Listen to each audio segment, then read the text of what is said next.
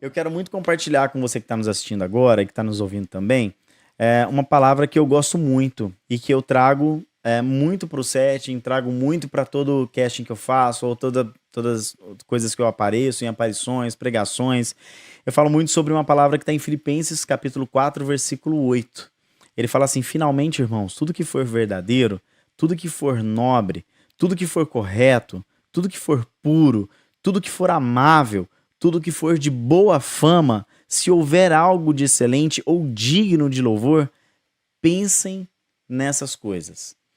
Tudo aquilo que a gente vive num universo que apodrece a nossa mente, em construções que apodrecem a nossa mente, a nossa alma, e tudo vai daquilo que a gente vê. Se eu vejo algo, eu vou me contaminar com aquilo, e aquilo vai contaminar minha mente, o meu espírito, o meu corpo e a minha alma. Muitas das nossas enfermidades, das nossas doenças, elas são geradas por quê? Porque eu encho a minha cabeça de coisas que me destroem. Se eu tenho um ciúme em excesso, se eu tenho uma inveja, se eu tenho algo, eu estou enchendo a minha mente disso. E aí eu começo a trabalhar. Por que que hoje existem inúmeras causas que a gente chama em análise de somatizações, de doenças psicossomáticas, de pessoas que morrem de doenças emocionais, não morreu de nada. Os médicos falam uma virose. Ninguém vai morrer de uma virose que nem sabe o nome. Você tem que saber, a ciência hoje é muito evoluída. Então, quando ele traz esse conceito de que nós devemos encher as nossas cabeças de boas coisas, se eu pensar algo de outra pessoa ruim, eu começo a preencher a minha mente de coisas boas.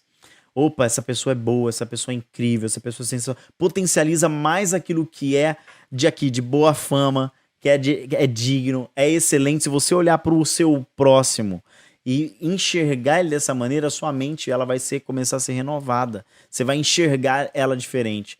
A importância de você se sentir saudável, aqui ele traz a ideia de você ter uma mente saudável, de você não ter uma mente cheia de trauma, cheia de doenças, de feridas, de coisas de passado. Mas quando eu falo aqui que tudo que for nobre, tudo que for correto, tudo que for puro, tudo que for amável, tudo que for de boa fama, se eu encho a minha mente disso, a minha mente ela é uma mente curada, ela é uma mente sarada. Então, a depressão para você, né, o atentado ao suicídio, né, essa rejeição, esse síndrome de abandono, devolve para essas pessoas. Deus, ele quer que você se encha de todas essas coisas boas para que o seu corpo ele consiga produzir coisas boas. As suas ações elas serão boas, que a sua mente ela está sendo constantemente trabalhada. Assista coisas boas, veja coisas boas, conviva com coisas boas. Isso é importante. Você entender o ambiente que você está.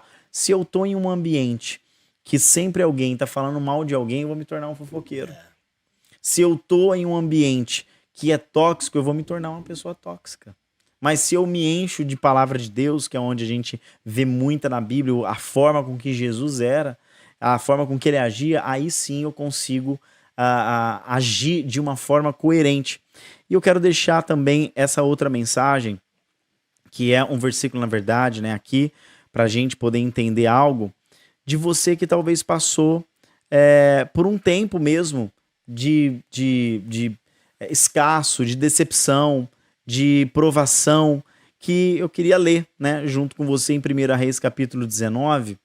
Eu quero ler algo sobre Elias, que eu acho muito conveniente. No versículo 4 fala assim: e foi para o deserto andando o dia inteiro, aí parou, sentou-se na sombra de uma árvore e teve vontade de morrer. Então orou: já chega, ó Senhor Deus, acaba agora com a minha vida. Eu sou um fracasso, como foram os meus antepassados. Elias se deitou debaixo da árvore e caiu no sono. E de repente um anjo tocou nele e disse: levante-se e coma. Elias olhou em volta e viu perto da sua cabeça um pão assado nas pedras e uma jarra de água. Ele comeu e bebeu e dormiu de novo. E aí no versículo 7 fala: o anjo do Senhor Deus voltou e tocou nele pela segunda vez, dizendo... E aí ele vai repetir de novo isso. Irmão, eu queria deixar algo para você. Nesse capítulo de 1 Reis, capítulo 19, é quando Elias, ele faz tantas coisas, ele já fez tantas coisas aqui, e que a gente não dá muita atenção para isso, mas se eu fosse dar um título para essa mensagem, diria assim: tá tudo bem em não estar bem. Seria esse.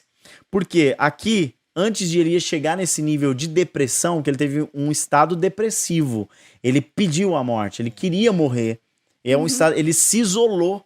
É um estado de isolamento. Ele estava em um estado. Ele diz assim, olha, eu quero te dizer algo, eu fiz algumas anotações. Elias, olha o que ele tinha feito. Ele havia obtido grandes vitórias, estava no auge da sua vida espiritual, profetizou 3 anos de seca que aconteceram, tá lá em 1 Reis, capítulo 17, versículo 1. Multiplicou a farinha e o azeite da viúva de Serepta, tá lá em 17, 14 e 16. Ressuscitou o filho dela, e aí 17, 20 e 22, e venceu os 450 profetas de Baal.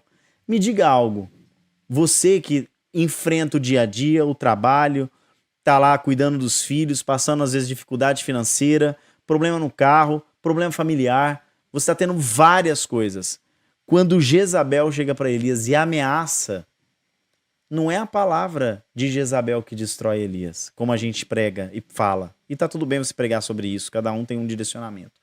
Não é isso. Mas o estado emocional de Elias não aguentava nenhuma gota. A palavra de Jezabel era uma gota.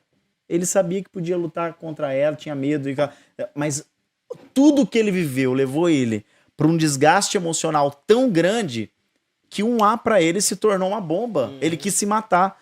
Mas olha o tanto de coisa que Elias fez e desenvolveu. O cara estava cansado, ele precisava de quê? De paz. Ele estava ligado no 220. Ele precisava de paz como eu e como você, que nos escuta, que nos ouve nessa hora, que nos assiste. Muitas das vezes a gente vai precisar parar o que a gente está fazendo, entender o nosso desgaste emocional, dar um tempo para a gente mesmo, sentar para o anjo vir e dar o de comer. Quando a gente para, quando a gente entende a nossa limitação, você não está sendo fraco, irmão. Você, líder, não está sendo fraco. Pelo contrário, você está sendo forte de dizer, eu preciso parar ou eu vou adoecer.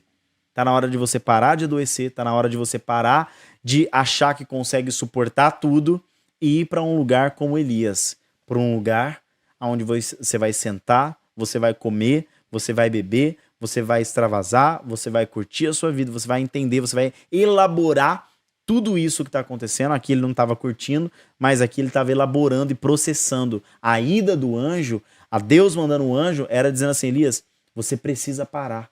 Elias, você precisa elaborar tudo o que aconteceu na sua vida, porque mais adiante, no capítulo, ele fala assim, agora você vai comer, você precisa comer, o anjo exorta ele e fala para ele, você precisa comer, você precisa beber, para você continuar mais um tanto.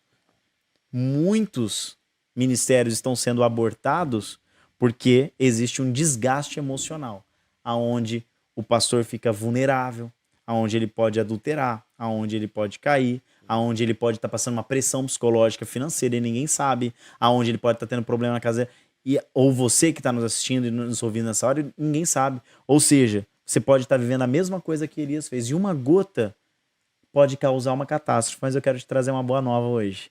Eu quero dizer para você o seguinte, um erro seu não compromete todo o propósito de Deus na sua vida, nem do passado e nem no futuro.